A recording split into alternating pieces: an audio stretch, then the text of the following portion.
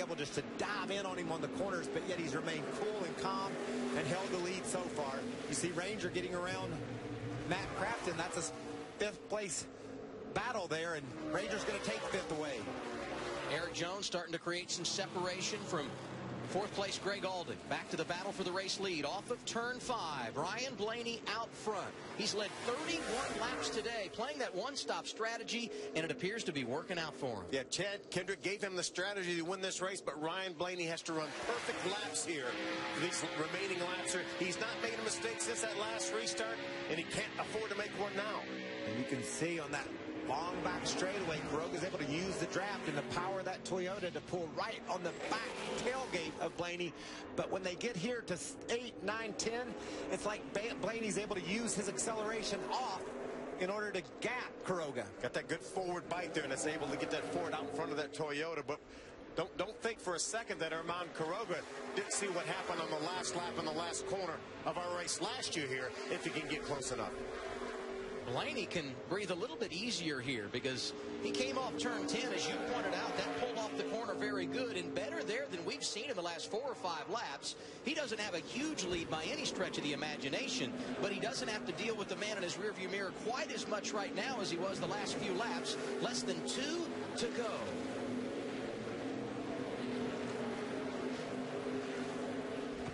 Eric Jones leads Greg Alding. And then Andrew Ranger with Matt Crafton battling for a championship in 6th spot right behind him. And Brennan Newberry, like you said, Phil, great run for him today. He's going to try to take that 6th spot away from Crafton.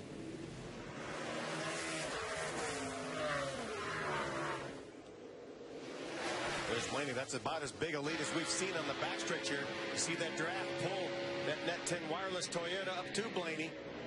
A little bit of a defensive line that time by Ryan as he entered turn 8. That's where flag here, bud. One more. Kuroga trying to set up that inside move at turn 9. Could not do it, but here he is at turn 10. Kuroga looked to the inside, but Blaney holds him off. White flag in the air. 1 to go in Canada. I think that was practice right there. And that white flag is big for Blaney because now he knows no green-white checker. They're playing a different strategy. But you remember Ty Dillon a year ago, his truck started to sputter a bit on the last lap, and that enabled Chase Elliott to get to the inside of him.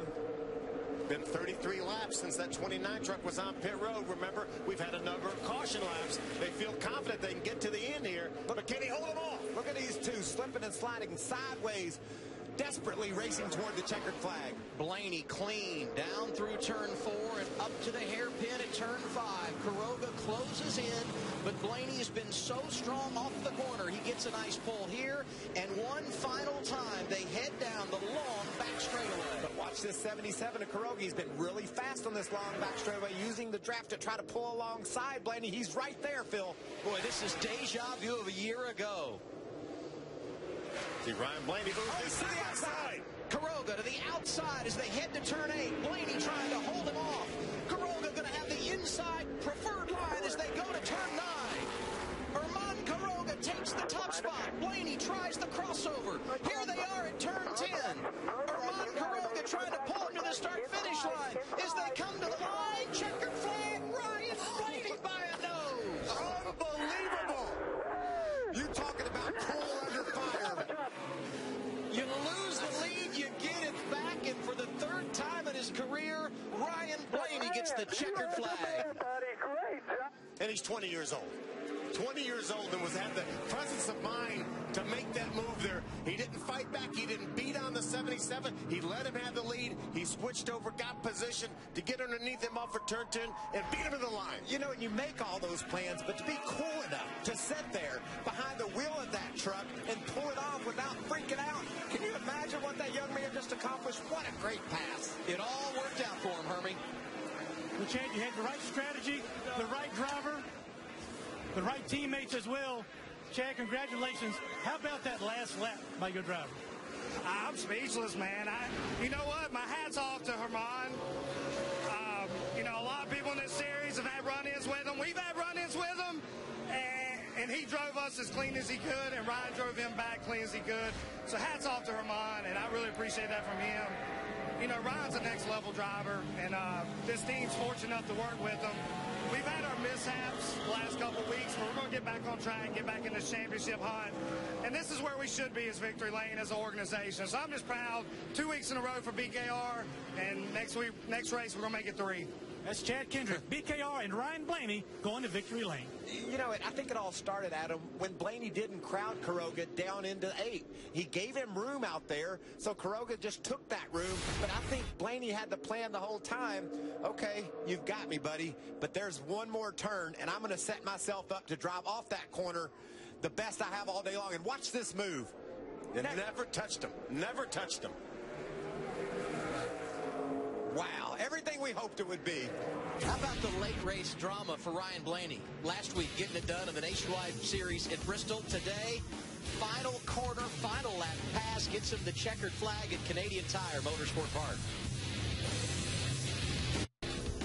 It's all done here in the Chevrolet Silverado 250. Camping World Truck Series wrapping up their 14th race of the year. And the fans got their money's worth. Final lap right here on board with Armand Quiroga.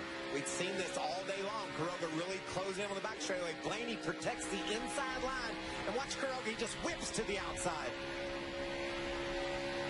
Blaney gives him enough room out there. Blaney's on the inside, but Quiroga stays with him to the right-hander. Then he's in position to have the advantage getting in turn 9. Blaney lets him have it. And I think Blaney said, now that was a nice move, but watch this. I'm going to set myself up to exit turn 10. And man, he pulls it off perfectly. That's precise, precision driving with everything on the line. Here they are, the race to the checker. Phil, how easy would it have been for Ryan Blaney to do that the other way at the end of the back straightaway and just shoved Armand off the road? Yeah. There was grass just off the pavement. Look how you could just taste that victory. 42 career starts and oh so close to his first win today, Ray. Our man Quiroga had a second-place run at St. Louis, but today, is there anything much more fun than that? What an incredible finish. Well, it was fun for everybody that was watching on TV. I don't think for my team and for me, we were just trying to win this race, and everybody at the shop did a fantastic job. Everybody at Red Horse, they put me a winning truck, and we came second. It hurts, you know. We've come so close so many times, but I just can't believe it. We just have to keep on trying. I gotta thank Otterbox and Net Wireless for their support, and hopefully I can put a win soon because I really want it. I'm really trying hard, and that was fantastic. I mean, the last pass, I mean, I really drove it hard in the brake zone, and I tried to pass him without wrecking him for sure, and we came close. I mean, we can't come any closer, I think, in a road course. A lot of people coming down pit road to say congratulations to Herman for a great clean run to the finish. Now let's go to Victory Lane and hear from Hermie Sadler. Ryan Blaney climbing out of Victory Lane, Canadian Tire Motorsport Park.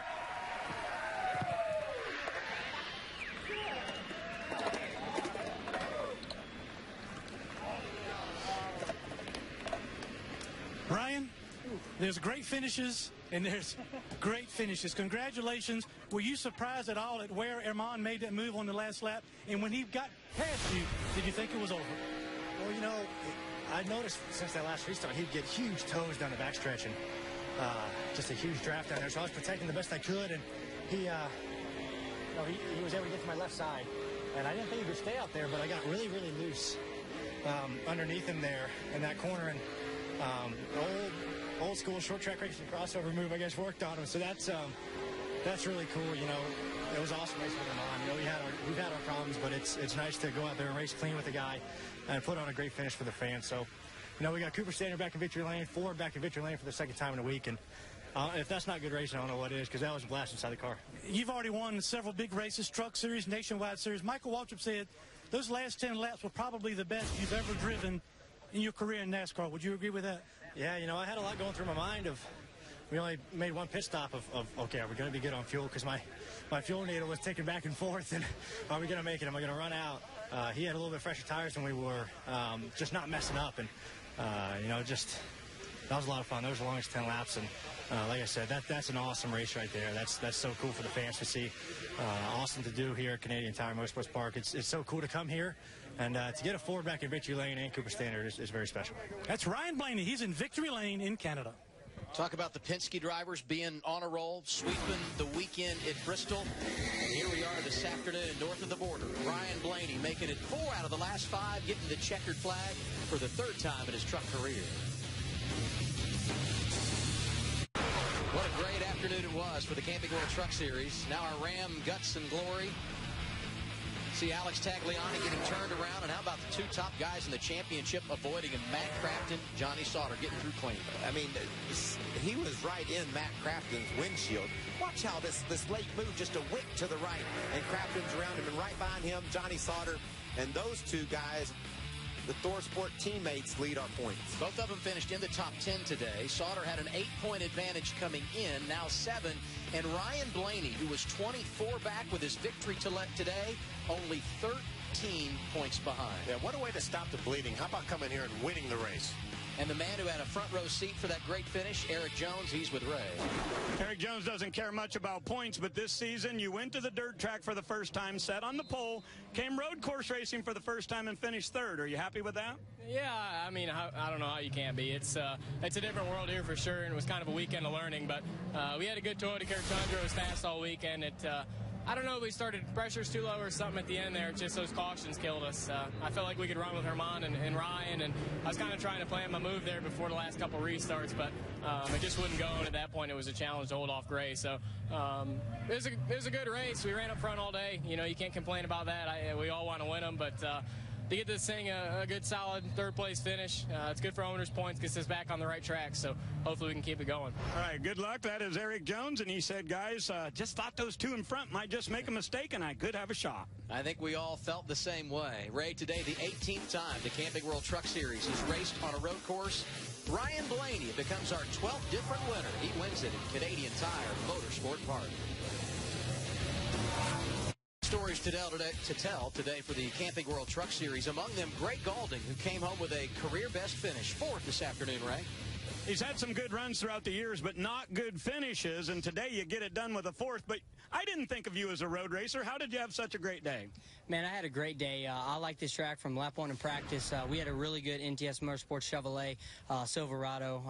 As soon as we got out in practice, I knew I needed to get my feet wet and get used to the track. And as soon as I did my first lap, man, I love this place. But good run for us today. We've had some really good runs throughout the season. We just haven't been able to put it together. And to get a 4th place finish with my crew chief, Chris Rice, and all these guys is great. Wouldn't be possible without Krispy Kreme donuts and everybody that's given us all the support. They had good strategy today, and the driver did pretty well too, guys. I'd say his debut on a road course on the Camping World Truck Series was impressive. More NASCAR on the way. 5 p.m. Eastern Time, it's NASCAR Race Day, and a wrap-up from Atlanta. NASCAR Victory Lane tonight at midnight. You can see it only on Fox Sports 1. Today in Bowmanville, Ontario, 3rd career win for him. Disappointment on the other side for BKR. That would be Alex Tagliani. The pole sitter finished 16th, 1 lap down. He's with Hermie. Well, we'll start off as a promising day for Alex Tagliani. Disappointing finish. Now, talk about your issues on the racetrack. First with the 00, and then when you spun up in turn 5. Yeah, unfortunately, we had a stuck throttle all day, and you know, fortunately, the guys put like a little bar, you know, for the return throttle, and I was able to manage it, to lift it on my own. But, you know, when you're driving by yourself, it's one thing, but then when I start racing other people, I got caught going into turn 5A, and the throttle got hanging and got in at 4,000 RPM, and by the time I realized to lift and to pull it on myself, you know, I touched the 0-0, so sorry about that. And then got into first gear, and the engine was revving too high, and it locked the rear, so it was a shame because the Resto Power truck was amazing. It was really fast, and but you know, great job from Ryan and the 29 crew. They won here in Canada, so at least one of our truck won, and hopefully we can do it again. That's Alex Tagliani. Michael, Phil, final thoughts today? It delivered everything I hoped for. We didn't see quite the bumping and banging we thought we'd see, but it certainly was exciting as they raced to the checkers. I love the finish. I love the fact that Herman Quiroga and Ryan Blaney came down to the finish clean here. Been awfully easy for either one of those guys to knock the other one out of the way. Herman Quiroga, nothing to be ashamed of for that second place finish. Our NASCAR coverage just getting started on Fox Sports 1. Coming up in just over an hour, it's NASCAR Race Day, 5 p.m. Eastern Time. Next, it's Monster Jam. For Michael Waltrip and Phil Parsons, I'm Adam Alexander. So long from Ontario. The Oral-B USA 500, tonight on TSN 1 and 5.